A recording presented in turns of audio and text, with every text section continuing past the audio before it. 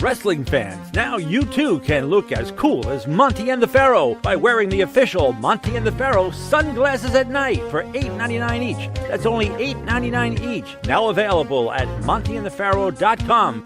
Sir? Ah. Manscaped? Uh-huh. Have you tried the new equipment that's been sent? I'm afraid because it says weed whacker. I'm scared. Maven, Manscaped, what are you thinking about Love Manscaped, it. dude? Love it. What do you use it for? Necessity. What don't I use it for? Put it this way. The only hair I have on my entire body is these eyebrows. Yeah. That you see. These caterpillars racing to the middle of my nose. That's it. That is it. That's all I have. And that's all I want. That's the So Manscaped is a You- must. We were talking before the show. There's nothing worse than just hair. Yeah. Right? Hair on a woman, hair on a man. It's just bad. Absolutely. And it's the one thing that the older I get, it starts growing more in unwanted areas. Absolutely. I hate it. I'm going to ask you a question. Uh-oh. Just going to go out there. Oh, boy. Go for it. You're doing a deed. Yes.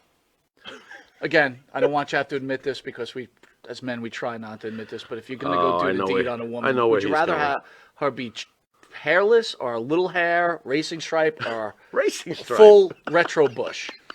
Racing stripe. Retro Bush is out. Yes, thank you. Retro Bush is out. Yeah. I don't mind a small, well manicured landing strip. Every now and then, if it's completely, and I'm talking like baby's ass bald, then I start. Where is that pedophilia line? I don't want to Wow. wander into that. That's thought very of it like interesting. that. I never thought about that. You're a Wow. smart dude. Holy shit. So if the landing strip is clean enough for the plane to go in smoothly, you're cool with that? If the landing strip has, like I said, well manicured, Yeah, you can see both sides. It's not Like blinking lights on both sides of that I landing? just don't. I don't want. I don't want the shrubbery going off into unwanted areas on that as well. Gotcha.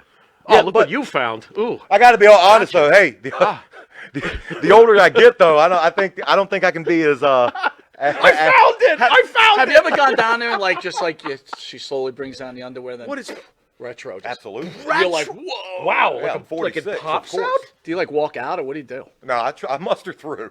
I muster up the courage to get He's a through. trooper. He's a trooper. Got to give him an A. Not all heroes wear capes. Yeah, There you go. I hear you. There you Listen, go. I couldn't Super say. Bush. I couldn't say. Well, if you have the same beliefs as Maven, does Manscaped could help you? Absolutely. The weed whacker. Absolutely. What are you thinking? I'm thinking that I may have to, go in a room, close the door, and hang out with the weed whacker for a little while. Yeah, I think you're a retro guy, aren't you? I like 70s adult films, if that's what you're getting at. Yeah, there you go. Yeah, But only with that, Ron we're going to take a Jeremy, quick Batman. commercial break, and we'll be Anyway. back with this wrestling icon, Maven. We will see you in a drop kick second. Drop kick.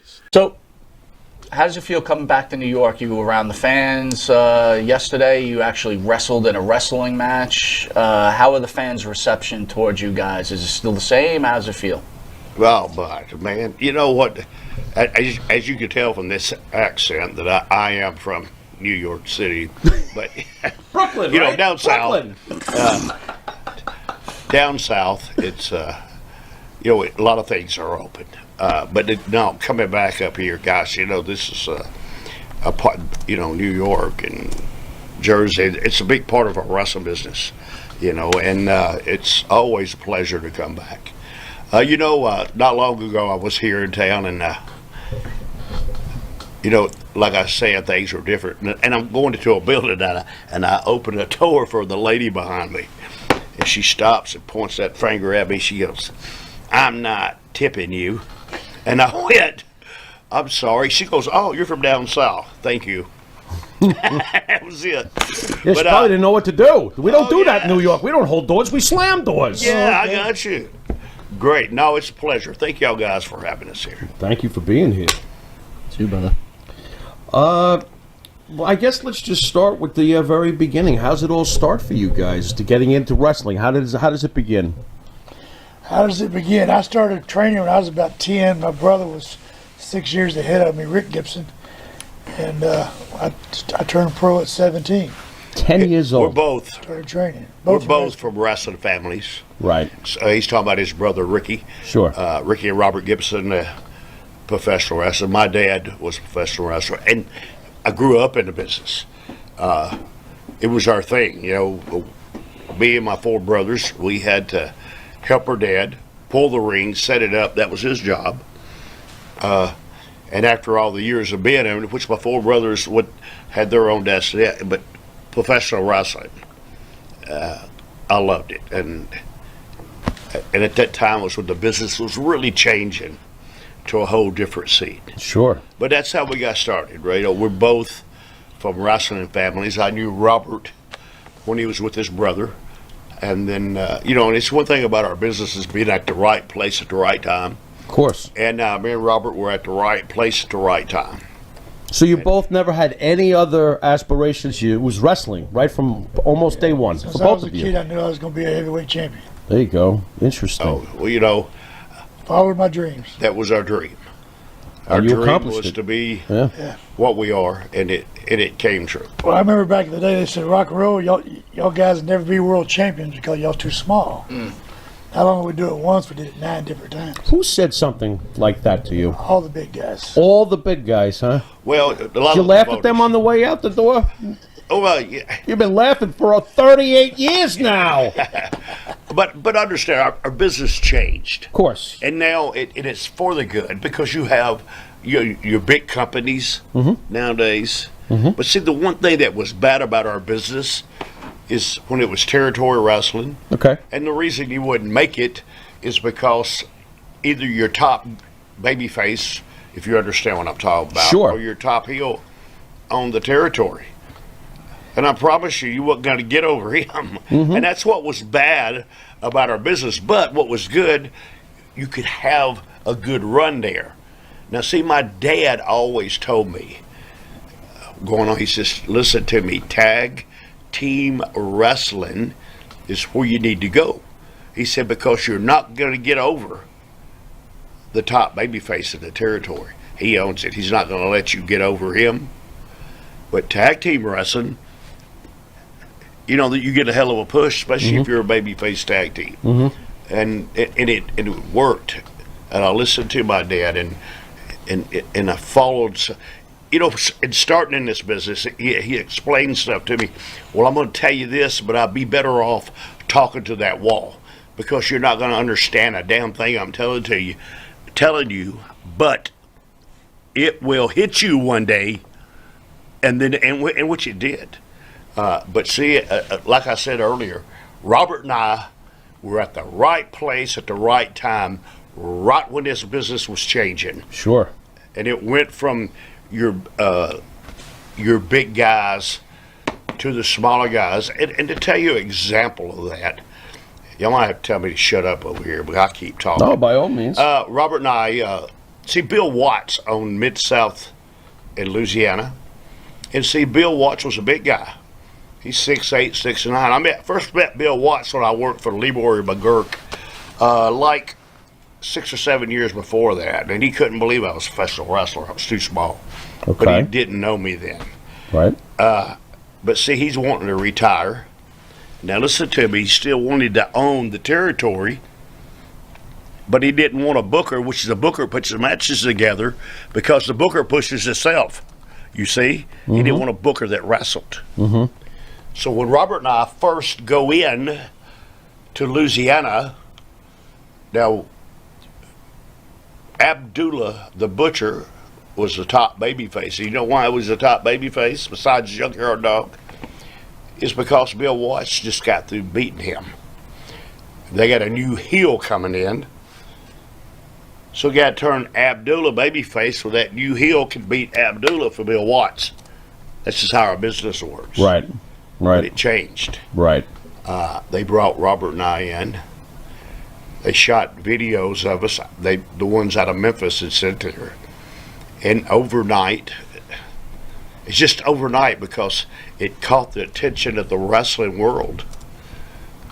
We went to a territory where we had to go to the bigger arenas. I'm talking the first 2 weeks in there. You guys got a crash Proud course, of huh? this. And I'm just telling the people the truth about our wrestling business. But it took everybody in the territory to do this. But we broke, as soon as we got there in the first week, we broke every Elvis Presley record of attendance. There you go. Until they made the bigger buildings, and in New Orleans, I tell you how big the crowds were. We had to go to the Superdome Right. to wrestle. Right. I remember those days. Sure.